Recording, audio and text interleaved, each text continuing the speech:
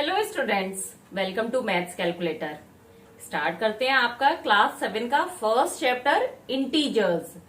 इससे पहले मैं आपको बता दूं थोड़ा सा कि अगर आपको ये चैनल का अच्छा लग रहा है, थोड़ा सा भी वीडियो कुछ समझ में आ रहा है जैसे मैं पढ़ा रही हूँ, तो आप इस चैनल को लाइक सब्सक्राइब जरूर करिए जिससे आगे के अपडेट्स मिले। और कुछ अगर नहीं समझ में आता है तो आप मुझे बताइए जिससे मैं कुछ चेंजेस ला सकूं अपने समझाने के तरीके में, क्योंकि मैंने अभी पूरे 6th क्लास के पूरे डाले हैं, आपने देखा है उसको भी। तो कभी भी कहीं भी डाउट हो किसी भी पॉइंट पे तो आप मुझे कमेंट करके बताइए जिससे मैं और इसको अपना एड ऑन कर सकूं, कुछ अपग्रेड कर सके हम। तो चलिए अब स्टार्ट करते हैं पहले क्लास 7 का चैप्टर 1 इंटीजर्स। अब इंटीजर्स जो है ये हमने क्लास 6 में भी पढ़ा है, तो एक बार रिवाइज कर लेते हैं। इंटीजर्स क्या होता है देखते हैं हम। नंबर क्या होते हैं, सबसे पहले होल नंबर्स होते हैं। होल नंबर्स क्या होते हैं? 0, 1, 2, 3, 4 एंड सो ऑन। तो अगर इन नंबर्स में हम माइनस के नंबर्स और ऐड कर दें, जैसे -1, -2, -3, -4 ऐसे करके, तो ये सारे होल नंबर और माइनस के नंबर्स मिला के क्या हो जाता है? इंटीजर्स। मतलब कोई भी नंबर अगर वो नेचुरल नंबर है और होल नंबर है, आइदर पॉजिटिव है और नेगेटिव, तो वो इंटीजर होगा। अब इंटीजर्स को हम ऐड भी कर सकते हैं, सब्सट्रैक्ट भी कर सकते हैं, मल्टीप्लाई, डिवीजन, कुछ भी कर सकते हैं। इसमें अब इनकी इंटीजर्स की कुछ प्रॉपर्टीज होती है जो इसमें काफी हद तक हमने 6th क्लास में भी पढ़ी है। देखते हैं कौन कौन सी होती हैं। स्टार्ट करते हैं इंटीजर्स की प्रॉपर्टीज। तो सबसे पहले properties of addition and subtraction of integer, कि इंटीजर को जब हम ऐड करते हैं या सब्सट्रैक्ट करते हैं तो कौन कौन सी प्रॉपर्टीज होती हैं इसमें। तो सबसे पहला है closure under addition. That means अगर हम किन्हीं भी दो इंटीजर्स का एडिशन करेंगे तो उसका रिजल्ट भी एक इंटीजर होगा। अब कैसे ये देख लेते हैं हम। जैसे 2 + 3 क्या हुआ? 5। 2 भी इंटीजर है, 3 भी इंटीजर है और 5 भी इंटीजर है। अब हम निगेटिव में करके देख लेते हैं। तो 2 + -3 क्या हो गया? -1। तो यहाँ 2 -3 दोनों इंटीजर हैं और -1 क्या है? ये भी एक इंटीजर है।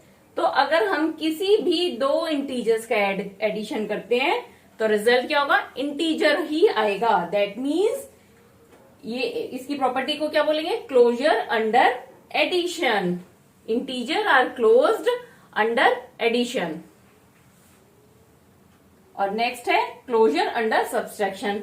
जैसे एडिशन करने में हमें रिजल्ट क्या मिल रहा है? इंटीजर। ऐसे ही अगर दो इंटीजर्स को हम सब्सट्रैक्ट करते हैं तो रिजल्ट भी इंटीजर होगा। देखते हैं इसमें हम। 2 - 1 क्या हुआ? 1। ये तीनों ही इंटीजर हैं। -5 माइनस प्लस का 3 करेंगे अगर हम इसमें तो क्या आ गया? -2। इसमें से माइनस किया हमने 3 को, सॉरी यहाँ 2 नहीं आएगा, यहाँ पे आएगा 8। माइनस का 8। तो ये -5 + 3 और -8 तीनों ही एक इंटीजर हैं। तो इससे क्या पता चल रहा है? किसी भी दो इंटीजर को सब्सट्रैक्ट करने पर हमें एक इंटीजर ही रिजल्ट में मिल रहा है। That means integers are closed under subtraction. अब नेक्स्ट प्रॉपर्टी होती है हमारी कम्यूटेटिव प्रॉपर्टी। कम्यूटेटिव मतलब अगर हम किसी चीजों को ऐड कर रहे हैं तो क्या होगा? उनका अगर हम ऑर्डर चेंज करते हैं तब भी वो सेम रिजल्ट होगा। जैसे 3 + 2 = क्या होगा? 2 + 3। तो 3 में 2 को ऐड करें या 2 में 3 को ऐड करें, रिजल्ट दोनों का 5 ही होगा। तो आप कोई भी इंटीजर ले लिए, माइनस का लेके देख लीजिए। -5 + -2 यहां पे ले लिया आपने और यहां पे लिया -2, इनका प्लेस चेंज कर दीजिए, -5। तो इसका आंसर क्या होगा? -5 + -2 -7 और इसका क्या होगा -7। तो इन दोनों का ही रिजल्ट -7 आया। दैट मीन्स एडिशन करने में अगर हम इंटीजर्स का ऑर्डर चेंज कर देते हैं तो उससे कोई फर्क नहीं पड़ेगा। तो इससे क्या पता चला, addition is commutative under integers, for integers. अब लेकिन ये हमारा एडिशन के लिए होता है, सब्सट्रैक्शन के लिए नहीं होगा, क्योंकि यहाँ पे 3 - 2 = 2 - 3 नहीं होगा, क्योंकि इसका आंसर आएगा 1 और इसका आंसर आएगा -1। ये दोनों सेम नहीं है। तो ये प्रॉपर्टी सिर्फ एडिशन के लिए होगी, मतलब addition is commutative for integers. अब नेक्स्ट है हमारी एसोसिएटिव प्रॉपर्टी। एसोसिएटिव मतलब ग्रुपिंग करना। जैसे 2 + 3 करा हमने पहले, +4 कर दिया। अब यहाँ पे सब ऐड हो रहे हैं, ये भी एडिशन के लिए होती है प्रॉपर्टी। तो हमने क्या किया, पहले 2 में 3 को ऐड किया 5, फिर 4 की ऐड किया तो आंसर आ गया 9। अगर हम इसका ऑर्डर चेंज कर दें, जैसे यहाँ पे ब्रैकेट इस तरह से लगा दिया हमने। अब ब्रैकेट ऐसे लगाया तो पहले क्या सॉल्व होगा, 3 + 4 7 + 2 9। तो ये दोनों भी इक्वल है।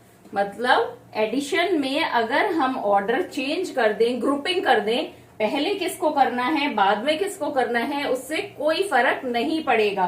तो दैट मीन्स यहाँ पे क्या हो गया, addition is associative for integers. जैसे सिमिलरली यहाँ सब्सट्रैक्शन के लिए नहीं होता है ये, ऐसे ही ये प्रॉपर्टी भी सिर्फ एडिशन के लिए होगी। अब इस सेगमेंट की लास्ट प्रॉपर्टी है एडिटिव आइडेंटिटी। एडिटिव आइडेंटिटी मतलब क्या चीज हम किसी में ऐड करें जिससे कोई फर्क नहीं पड़े उसकी वैल्यू में। तो क्या ऐड करेंगे हम, 2 में क्या ऐड करें कि कुछ भी फर्क नहीं पड़े, 2 रिमेनिंग 2 ही रहे, रिमेन रहे 2 ही। तो आंसर में क्या है 2। तो यहाँ पे हमें क्या ऐड करना पड़ेगा, 0। 2 में अगर हम 0 ऐड करेंगे तो आंसर क्या आएगा 2। तो 0 is the additive identity for any integers. अब यहाँ पे 2 में 0 को ऐड करें या 0 में 2 को ऐड करें, कोई फर्क नहीं पड़ेगा। तो ये पांचों हमारी प्रॉपर्टीज थी इंटीजर्स की, किसके लिए, फॉर एडिशन एंड सब्सट्रैक्शन के लिए। अब आपने एडिशन सब्सट्रैक्शन दोनों देख लिया। अब नेक्स्ट आता है मल्टीप्लीकेशन, किसी भी नंबर का है तो किसी भी इंटीजर को मल्टीप्लाई कैसे करेंगे वो देखते हैं। अगर हमारे पास 2 पॉजिटिव इंटीजर्स हैं जिनका हमें मल्टीप्लीकेशन करना है तो हम क्या करेंगे, सिंपली मल्टीप्लाई किया दोनों नंबर्स को और साइन क्या लगा देंगे, पॉजिटिव साइन। इसमें मल्टीप्लीकेशन में हम हमेशा मल्टीप्लाई करेंगे नंबर को और फिर साइन का बस हमारे को देखना है कि क्या लगेगा। तो अगर 2 पॉजिटिव है तो साइन क्या आएगा, पॉजिटिव। एक पॉजिटिव है और एक निगेटिव है तो साइन क्या आ जाएगा, निगेटिव। चाहे फर्स्ट वाला पॉजिटिव हो और सेकंड निगेटिव, या फर्स्ट निगेटिव हो सेकंड पॉजिटिव, दोनों में ही साइन निगेटिव आएगा। दैट मीन्स दोनों में से एक भी, आइदर फर्स्ट और second is negative, that means the answer will in negative. अगर दोनों ही नेगेटिव हैं तो क्या होगा, तो क्या होगा, 2 नेगेटिव मिलके पॉजिटिव बन जाएंगे। इससे क्या पता चला, अगर दोनों सेम है, आइदर पॉजिटिव आइदर और नेगेटिव, तो आंसर के साइन में क्या होगा, पॉजिटिव साइन। और दोनों में से एक नेगेटिव है अगर, तो आंसर के साइन में नेगेटिव आएगा। अब इसका एग्जाम्पल देख लेते हैं। 2 × 3 क्या होगा, 6। दोनों पॉजिटिव है, 6 भी पॉजिटिव हो गया। अब फर्स्ट पॉजिटिव है, सेकंड नेगेटिव, दैट मीन्स 2 × -3 तो क्या होगा, 6 हो गया और एक ही है माइनस का साइन तो -6। अब नेक्स्ट -2 × 3, 6 लिखा और यहाँ पे दोनों में से एक नेगेटिव है तो यहाँ नेगेटिव का साइन आ गया। और लास्ट उसमें दोनों नेगेटिव है, -2 × -3 तो क्या हो गया, 6। यहाँ पे ये पॉजिटिव हो जाएगा क्योंकि ये दोनों नेगेटिव नेगेटिव मिलके क्या हो गया, पॉजिटिव साइन। तो बस आप मल्टीप्लीकेशन के लिए ये जो टेबल है इस चार्ट को याद रखिए, तो आपका कोई भी मल्टीप्लीकेशन का सम गलत नहीं होगा। चलिए अब मल्टीप्लीकेशन की प्रॉपर्टीज देखते हैं कौन कौन सी होती हैं। फर्स्ट है क्लोजर अंडर मल्टीप्लीकेशन। तो एडिशन में क्या था क्लोजर अंडर मल्टीप्लीकेशन में कि दो का एडिशन अगर इंटीजर ही आ रहा है तो वो क्लोज्ड होगी एडिशन के लिए। इसी तरह से अगर दो नंबर्स का मल्टीप्लीकेशन एक इंटीजर ही है तो क्या होगा, दैट मीन्स ये एक क्लोज्ड प्रॉपर्टी होगी, मतलब integers are closed under multiplication. अब नेक्स्ट है कम्यूटेटिविटी ऑफ मल्टीप्लीकेशन, मतलब जैसे कि आपने इसको एडिशन में भी देखा था कम्यूटेटिविटी में कि अगर हम ऑर्डर चेंज कर देते हैं तो आंसर में कोई फर्क नहीं पड़ता एडिशन के। इसी तरह से अगर हम मल्टीप्लीकेशन में भी आंसर चेंज कर दें 2 मल्टीप्लाइड बाय 3 या 3 मल्टीप्लाइड बाय 2, दोनों का ही आंसर 6 आएगा। कोई भी फर्क नहीं पड़ा इनके ऑर्डर को चेंज करने में आंसर में। That means multiplication is commutative for integers, क्योंकि ऑर्डर चेंज करने से कोई फर्क नहीं पड़ रहा है। नेक्स्ट देखते हैं, अगर 0 से हम किसी भी इंटीजर को मल्टीप्लाई करते हैं तो क्या होता है, कोई भी इंटीजर है 3 मल्टीप्लाइड बाय 0 क्या होगा 0, -3 मल्टीप्लाइड बाय 0 क्या होगा 0।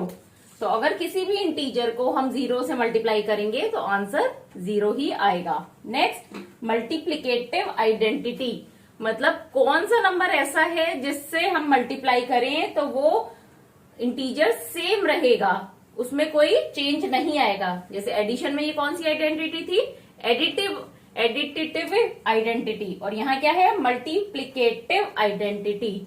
तो फिर हम ये क्या होगा, किसी भी नंबर को अगर हम 1 से मल्टीप्लाई करते हैं तो नंबर सेम रहेगा, 1 से मल्टीप्लाई करने में उसे कोई फर्क नहीं पड़ेगा। तो 1 क्या हो गया, मल्टीप्लिकेटिव आइडेंटिटी हो गया किसी भी इंटीजर के लिए।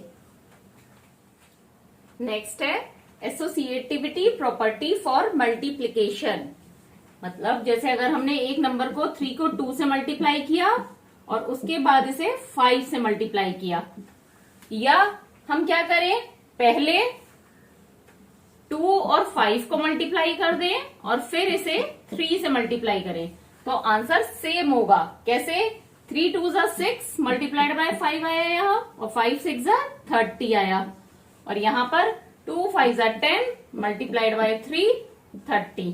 तो दोनों ही सेम आ रहा है, मतलब मल्टीप्लीकेशन करना हो अगर हम इंटीजर्स का 2 से ज्यादा नंबरों का तो उनको हम ग्रुपिंग का ऑर्डर चेंज कर सकते हैं। मतलब पहले किसी भी 2 को हमने मल्टीप्लाई किया, फिर थर्ड से करा मल्टीप्लाई, या हम थर्ड को सबसे पहले सेकंड से मल्टीप्लाई किए फिर फर्स्ट से करा, तो इससे कोई फर्क नहीं पड़ेगा इनकी ग्रुपिंग या ऑर्डर से अगर सबको मल्टीप्लाई करना है। तो ये प्रॉपर्टी हो गई associativity for multiplication of integers.